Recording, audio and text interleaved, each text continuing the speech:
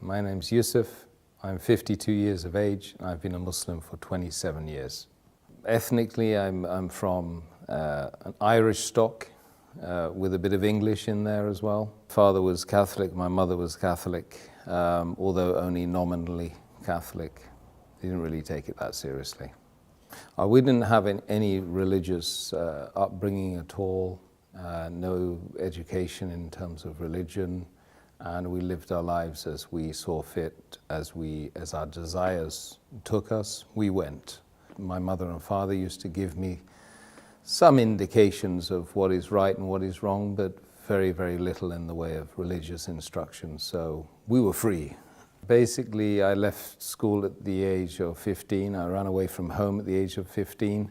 My father had already left home when I was 4, and the last thing I said to my father was, "Dad, you better leave because my mum doesn't like you anymore."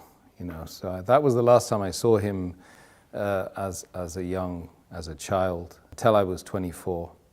I went to seek him out after that. That was part of the journey for me to find myself, because once I'd left home, I started traveling a lot. I started broadening my horizons, meeting people. I'd always ask lots of very difficult questions, and usually people would come back to me saying, "Why do you ask so many questions? You're so annoying. Get out of here," But I kept asking questions because my idea was that I'm on this amazing journey with thousands of people around me, millions of people around me, and I should be asking them, like they should be asking me, what's it all about? Where's this journey taking us? I spent years and years and years asking and traveling and asking again. Naturally, when I read books on philosophy or religions or the purpose of life, so I started to seek out those people that were writing those books. So I met the Christians, I met the Jews, I met the Buddhists, I met the Hindus, I met everyone apart from Muslims, by the way, because I didn't even know what Muslim was or Islam was at all at that time. I asked the Christian at least once or twice, and they said they didn't know who God was. I met some Hindu worshippers, and they weren't able to answer the simple questions about what the purpose of life was in a very, very simple, easy, understandable, digestible way. So I left them. I met the Buddhists, and I started doing Buddhist meditation for at least 3 months. And it made me feel good, I didn't leave off the Buddhist meditation, but I asked the question. I popped the question one day, and I said to one of the guys, who happened to be he happened to be white, Buddhist as well. I asked him, what's the purpose of life? He was stirring his herbal tea at the time, and he got round 15 rounds of stirring, and they tried to answer the question. He said, to contemplate the supreme nothingness. So I said, I'm confused. Confused.com. And he's tried to justify why he had evidently mentioned a contradiction in terms. By any stretch of the imagination, it's difficult to imagine something that's supreme, and yet absolutely nothing. He tried to give me the Golden Sutras, and I started reading that, and I couldn't understand it. I didn't think I was a shallow individual who couldn't understand things, because I'd been reading a lot. I've been reading Tolstoy and Dostoevsky, Russian authors, and very complex materials in order to try and find the purpose of life, not to try and be big and intelligent, And so this book I couldn't understand. So I said, it can't be the truth, because the truth has to be easily understood by most of the people, if not all the people. So I left that. But I continued doing my Buddhist meditation. So I started looking into the Chinese philosophies, started doing martial arts, I started doing Tai Chi. I did Tai Chi for 3 years. And I was still reading, and every ism and every schism and every possible thing which would help me to try and find me, Tim, who am I? And it was a big struggle, massive struggle. So I went off and I was told that, the top 5% of the world, they go to university. I got to Sussex University, studying politics and third world development, because that seemed really interesting to me. But it wasn't the paper, it wasn't the subject, it was the fact I was going there with this top 5% of the world sitting with me. So I got there and I was mortally disappointed, because most of them were just out to get drunk and have a hedonistic lifestyle whilst they were away from their family for the first time in their lives. So I was there in the university, and I was pushing, prodding, poking everyone again and again and again, trying to find out what this life is, And 99% of the people just don't want to talk about it. This is what I found. You've got to find the 1%. And when you find the 1%, you don't want to leave them, One day, I had a particular female friend that was told me not to bother calling her the day after. So I went to the Islamic Society because I was so confused, and I had a real bust up with her and a fallout with her and an argument, and wanted to know why she kicked me out. Because she said, as she was kicking me out, it's something to do with my religion. I happened to know she was a Muslim. After all of these millions of questions and unanswered questions at that, what led me to this faith was an argument about her religion, which she claimed to be following. So anyway, knocked on the door of the Islamic Society, and I found this Iraqi guy with his headscarf and a smile as well, kind of a nice smile, and I said, look, I've got a problem with my girlfriend. So he said, you got a problem with your girlfriend? He said, why? I said, well, she's Muslim, and she just told me that she didn't want me to come today. So I want to know why. So he said, well, look, best thing I can do is give you these. Give me a pile of books. And he said, read all these. So I did for 2 weeks. I just read and read and read and read. I read about how to purify yourself as a Muslim, how to have a bath as a Muslim, how to pray as a Muslim, what's the history of Islam. I started reading some of the chapters, small chapters of the book, which they claimed was sent from God. And slowly but surely, the answers started popping up. Just miraculously from this incident. Then I discovered, of course, that the month was Ramadan. Then I started to learn that these guys were fasting for 30 days, not continuously, of course, but they were fasting the daylight hours of this month. And this month was about the coming of this book, which I'd been reading, the Quran. It was a revelation to me at the time as well, because of course I never knew Islam, Muslims. That was the first time I heard about Islam, but I never ever knew that Islam was a way that white Catholic people like me growing up in Britain could possibly accept. I thought it was a religion for brown people and ethnics. I slowly but surely started getting the answers to the questions that dominant in my life, for that 10 years. And I couldn't sleep. Days and nights would go by where I couldn't sleep. There were moments when I just think, what's the point of this life without knowing, without having any certainty about a direction, about a purpose? What's the point? I mean, would anyone go on a journey without knowing the destination, the purpose? Absolutely not. This is plaguing me every day. I would be looking at the stars, and I would be literally crying every night, crying myself to sleep, because you're tiny. And this is huge, and this has a game plan.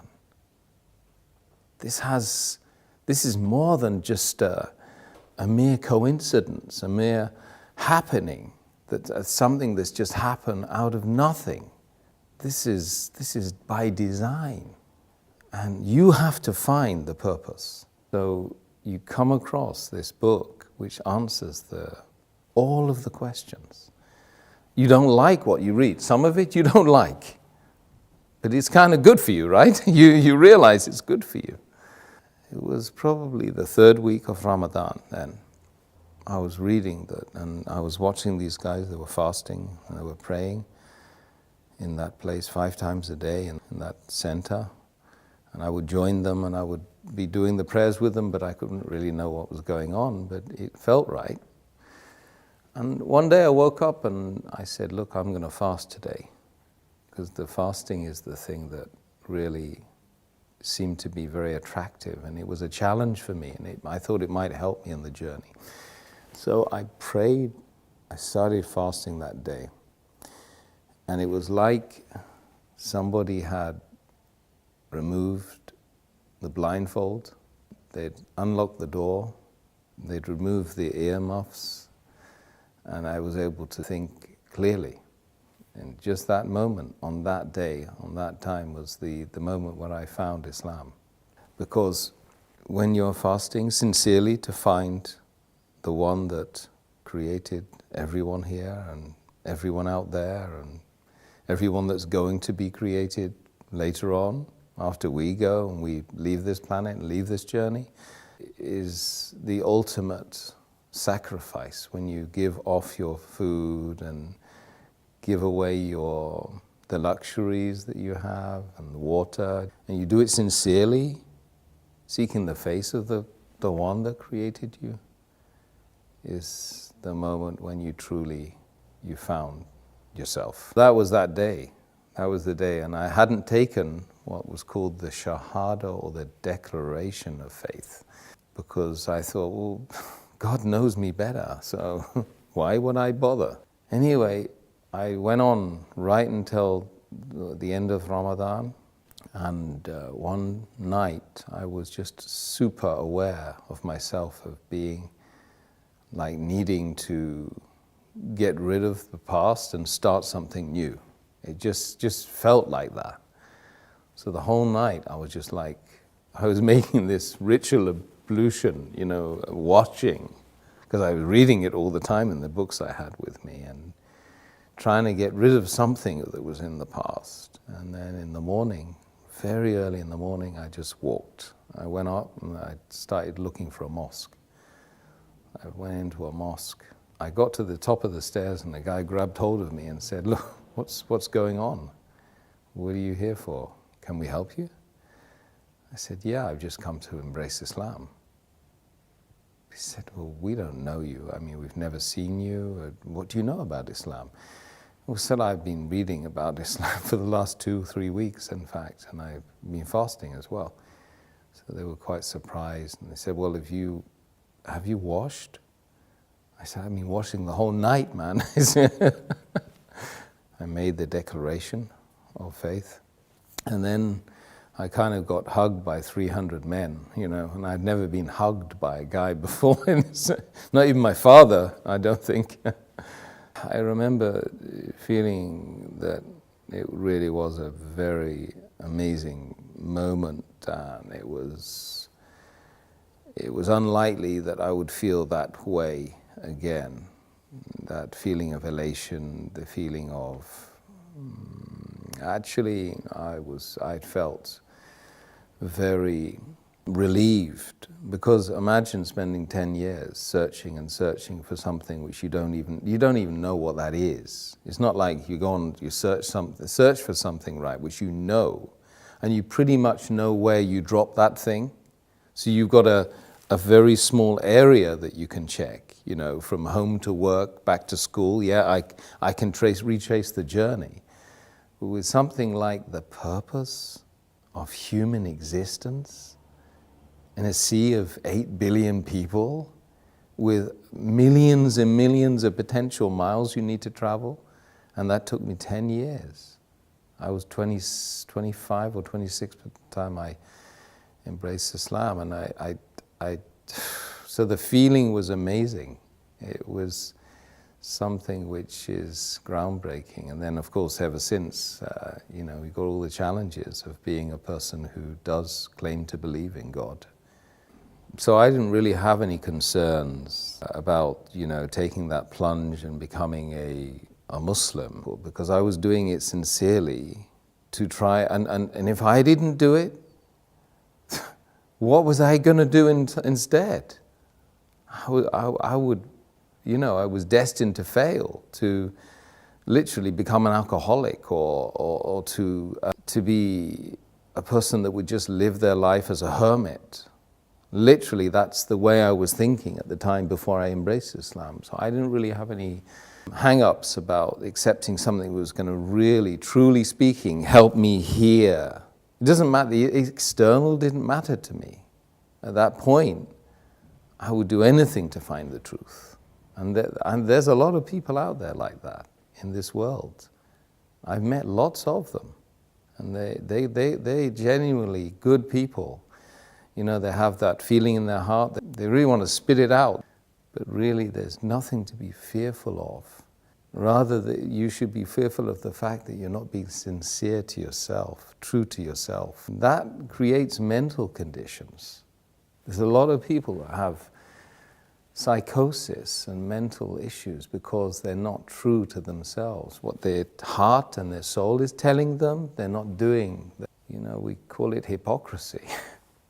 We mustn't be hypocrites. A community of Muslims practicing the faith of Islam is a family that most people don't have. And I gained that family. It's 1.6 or 1.7 billion people worldwide. I go and visit them. I can just say, peace be unto you, in a gathering of people in a room, and I've got potentially 1,000 invites right in front of my face, if I go and pray in a mosque in wherever it is, Abu Dhabi or Kuwait or America or France. So that's the community that I never had. And I yearned that community. I remember when I married my wife, I said, I need to marry into a family. I need a family. Because we increasingly in the world, not just in the Western hemisphere, we're lonely. 40% or more of the population of London lives on their own. That's shocking. People don't even know their neighbors. This is just London. London, number one capital of the world, right? That everybody loves to be part of. But people are not part of each other, they're distant from each other. So I believe that the greatest thing that the faith of Islam gave me, apart from the massive direction and being able to have secure in the fact that there is a purpose. I don't need to go out to the pub and get drunk anymore. If I want to get drunk, I just pray. If I want to find direction, I've got the sat-nav. I've got the map. If I want to know anything about the faith, I rest assured I can go to someone who knows about the faith and they will give me direction as well. And I have that massive, beautiful, unending family.